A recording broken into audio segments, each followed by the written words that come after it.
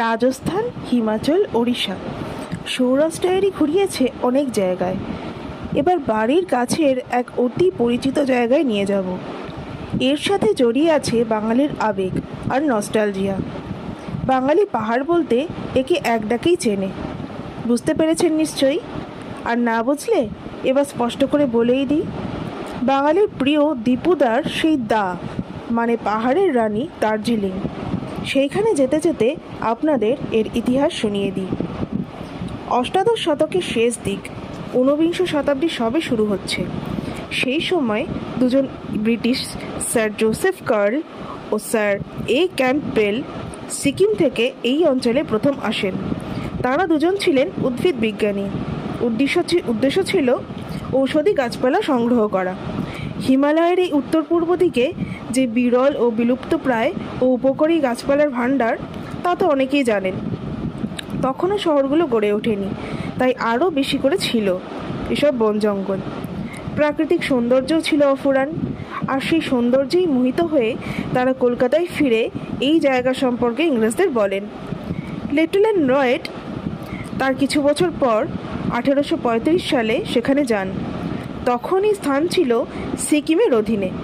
সিকিম তখন ছিল স্বাধীন একটি দেশ। লেফটেন্যান্ট লয়েডের সাথে সিকিমের রাজার বন্ধুত্ব ছিল। তিনি এই জায়গা দান করতে বলেন রাজাকে।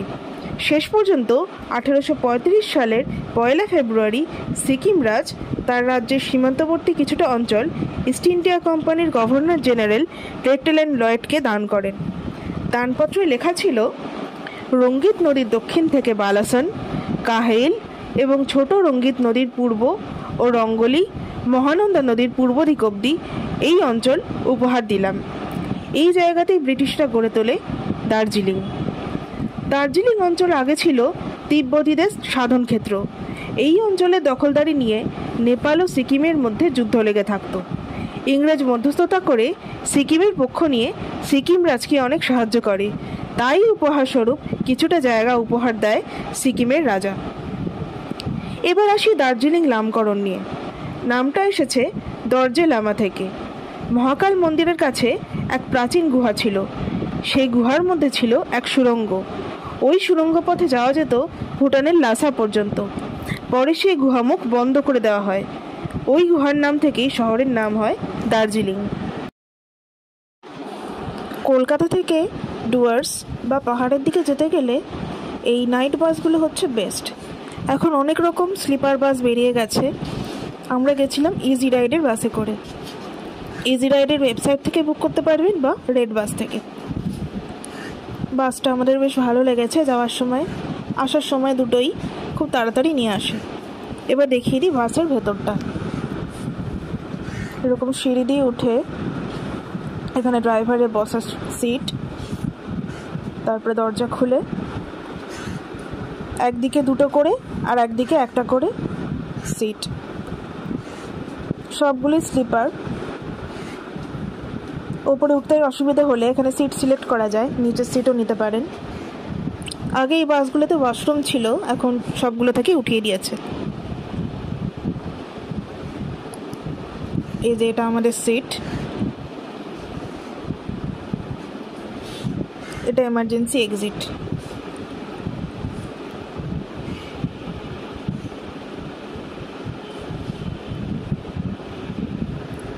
আর এগুলো পেছনের দিকের সিট। পেছনের সিটটা একটা একটা করে, স্পেস কম থাকে বলে। এখানে টিভি দেখার ব্যবস্থা থাকে, হেডফোন দেওয়া আছে আর স্ন্যাক্স দিয়ে দেয়। এক একটা বাসে এক এক রকম স্ন্যাক্স। আমাদের এখানে নুডলস দিয়েছে, একটা জিরা কোল্ড ড্রিঙ্ক এটা, আর জলের বোতল দেয়। ব্ল্যাঙ্কেট থাকে, ওপরে এসির ভেন্ট রয়েছে। আর এখান থেকে আমাদের লোয়ার সিট ছিল। এখানে জানলা দিয়ে পুরো দৃশ্য দেখতে পাবেন।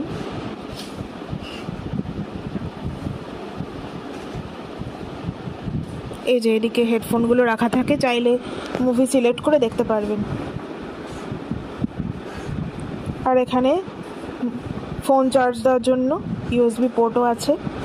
ল্যাপটপ কিন্তু চার্জ দেওয়া যাবে না এখানে। কারণ এখানে ইউএসবি পোর্ট, ল্যাপটপের চার্জার এখানে দেওয়া যাবে না।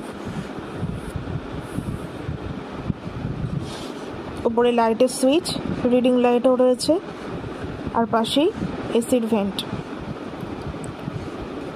বেশ ভালো। আমরা টিভিতে সিনেমা চালিয়ে দেখতে দেখতে রওনা দিয়ে দিলাম শিলিগুড়ির পথে। বিভিন্ন টাইমে বাস ছাড়ে, সন্ধেবেলা যেগুলো ছাড়ে সাধারণত সকাল সকাল শিলিগুড়ি পৌঁছে দেয় তেনজিং নোরগে বাস স্টপে। এখানে বাসের বিভিন্ন কাউন্টার রয়েছে, সে কাউন্টারে চাইলে ওয়েট করতে পারবেন যতক্ষণ না গাড়ি আসছে। ফারাক্কার ওপর দিয়ে যখন যাচ্ছিল তখন খুব সুন্দর লাগছিল দেখতে। কদিন ধরেই ভাবছিলাম কোথায় যাওয়া যায়, একটু কোথাও বেরিয়ে আসলে ভালো হয়। সেই শান্তিনিকেতন লাস্ট গেছিলাম, তখন হঠাৎ মনে হলো যাই দার্জিলিং ঘুরে আসি, অনেক দিন যাইনি।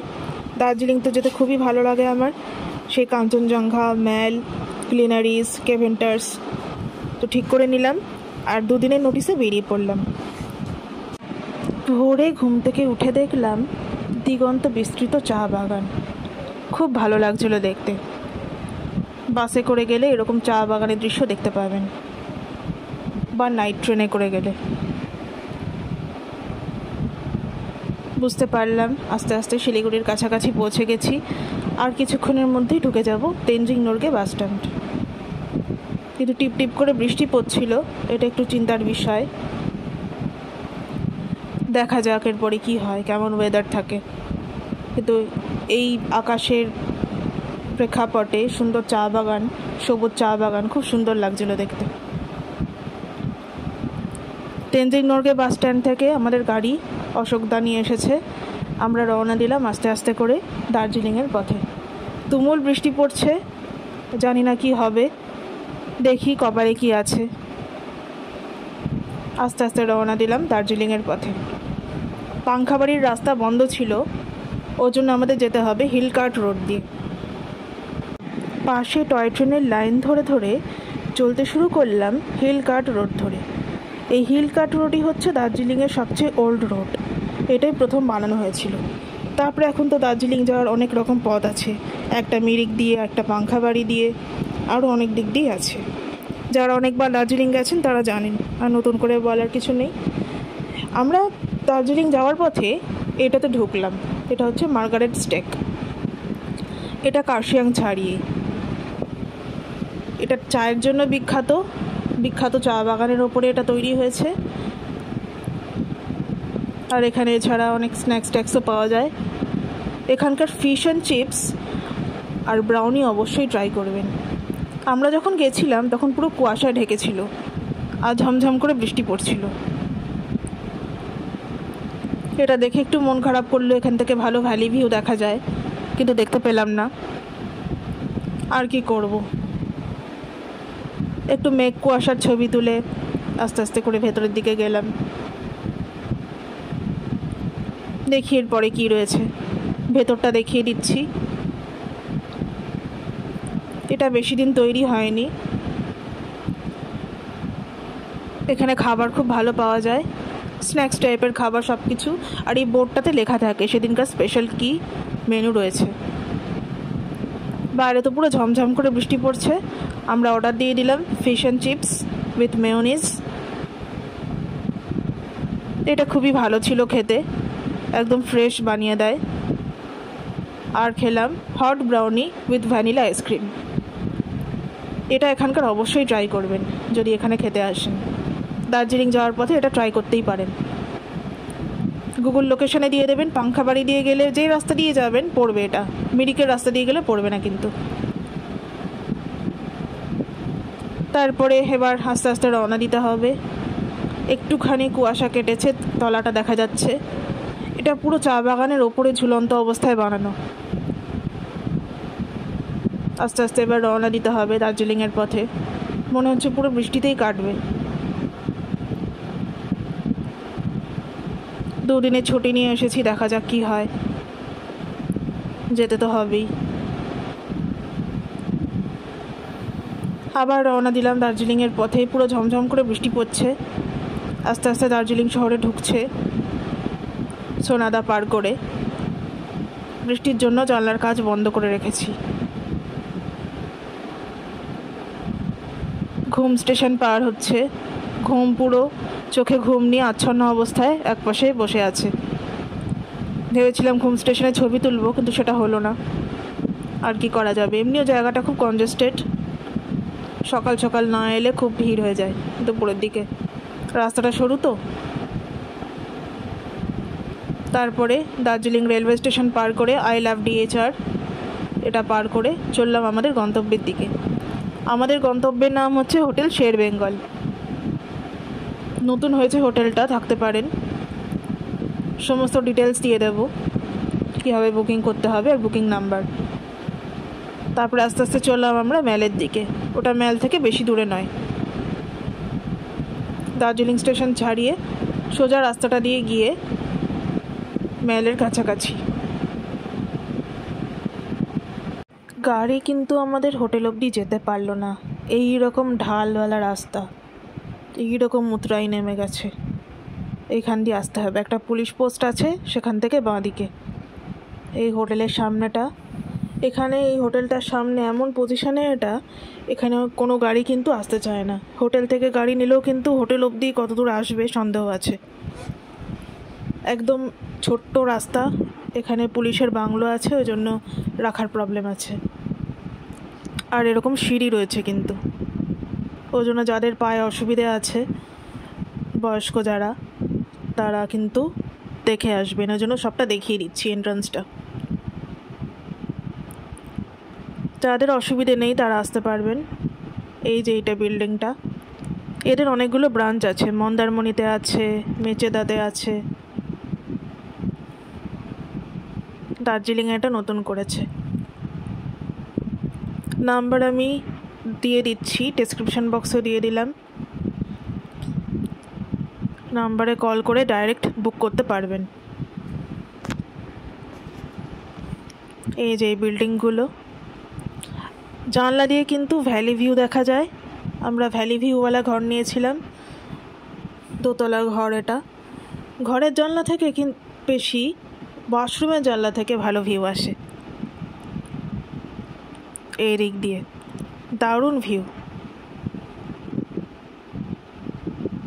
আর ভিউ আসে 360 ডিগ্রি ছাদ থেকে।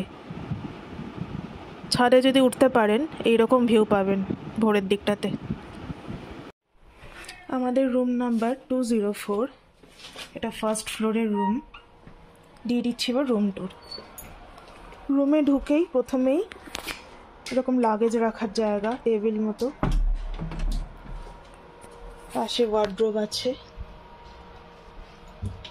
ওয়ার্ড্রোবে ফোল্ড করে রাখা একটা বিশাল বড় ব্ল্যাঙ্কেট আছে।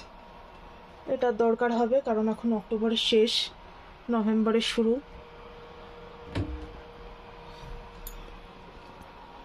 বেড সাইডে চার্জিং পয়েন্ট আছে, জল রাখার জায়গা। বেডটা বেশ বড় সড়ো।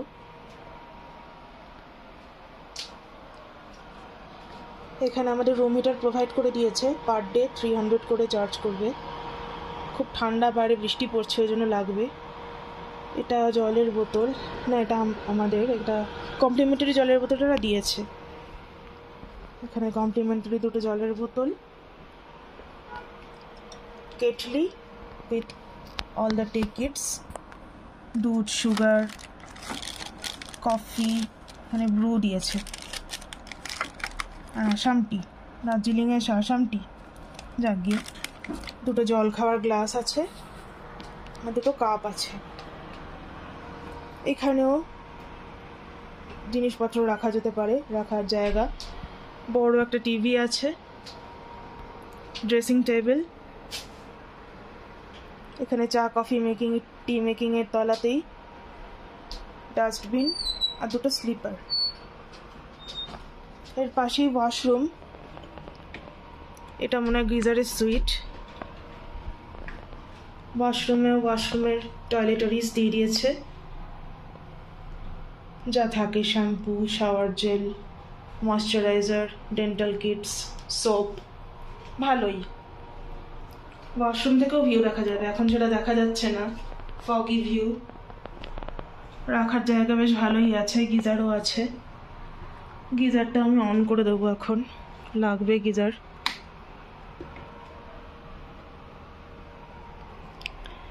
এখানে টেবিল রয়েছে ঘরের ভেতরে বসার জন্য, বসে চা খাওয়ার জন্য। টেবিলের পাশেই জানলা। জানলা থেকে আমি আগে থেকেই জেনে নিয়েছিলাম এখানে কাঞ্চনজঙ্ঘা ভিউ দেখা যাচ্ছে না। এই হোটেলটা সম্ভবত নতুন হয়েছে, জিজ্ঞেস করতে হবে। এখান থেকে ভ্যালি ভিউ পাওয়া যায় অনলি, কাঞ্চনজঙ্ঘা ভিউ পাওয়া যায় না। আর এখানে সুন্দর সোফা। এই সুন্দর সোফাটা রয়েছে এখানে। এই সোফাটা যতটা সম্ভব মনে হচ্ছে টানলে বেড হয়ে যাবে, সোফা কাম বেড। চাইলে এক্সট্রা পার্সন থাকলে এখানে শুতে পারবে, কিন্তু এক্সট্রা পার্সনের তুলনায় ঘরটা ছোট, দুজনের তুলনায় ঠিক আছে। ঘরের সাইজ ঠিকঠাক আছে, খুব বড় না খুব ছোটও না, মানে ছোটোর মধ্যে মাপজোপ করে সব ফার্নিচার দিয়ে সুন্দর কাঠের একদম প্যানেল করা, ওই জন্য বেশি ঠান্ডা লাগার চান্স নেই। তবু আমরা চান্স নিইনি, হিটার নিয়ে নিয়েছি, কারণ হচ্ছে সাইক্লোন এসেছে। সাইক্লোনের টাইমের জন্য বৃষ্টি হচ্ছে, নাহলে রোদ ঝলমলে থাকার কথা। ডেকোরেশনও ভালো ঘরটার। তাহলে দার্জিলিং আমরা এসে গেছি, চেনা জায়গায় আবার নতুন করে নতুনভাবে দেখতে থাকুন সৌরাষ্ট্র ডায়েরি। আরও নতুন নতুন ব্লগের জন্য এই ট্রিপটা হতে যাচ্ছে অনেক মেমোরেবল, আর অনেক কিছু দেখা জিনিসের অনেক হিস্ট্রি আমরা আপনাদের সাথে শেয়ার করব। তাহলে সাথে থাকুন, দেখতে থাকুন সৌরাষ্ট্র ডায়েরি।